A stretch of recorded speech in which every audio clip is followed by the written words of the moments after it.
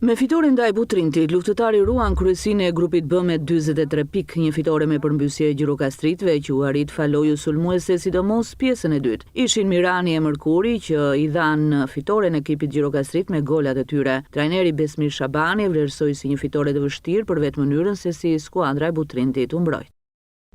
Normalisht e filluam keq, kuptohet që presioni është mbi ne, sa vini edhe shtohet, është një barë shumë e madhe, është një ngarkesë shumë e madhe. Fillimisht lojtarët fillojnë çik keq, në aspektin psikologjik kuptohet çdo gjë.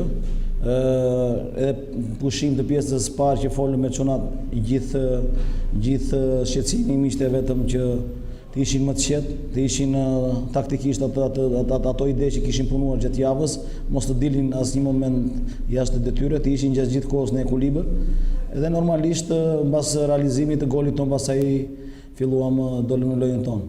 Kreu i pankinës së Butrintit, Mariglen Nelaj, pas përfundimit të takimit u shpreh se përballë kishte një luftëtar të fortë që kryeson me merit në grupin B. Ishte më e mira e mundshme, të them, për arsye se unë kisha 5 dëmtime dhe njëri me karton. Dhe bëra një formacion me ato që pash gjatë stërvitjes dhe ishte një formacion i mirë për mua dhe që dha rezultat shumë të mirë në fushë. Gjersa u bë dhe goli parë nga e bërëm neve, po si thash dhe fusha i ka këto. Fiton më i miri, 90 minuta është loja. Përballjen e radhës bluzinte kanë me skuadrën Delvinjote.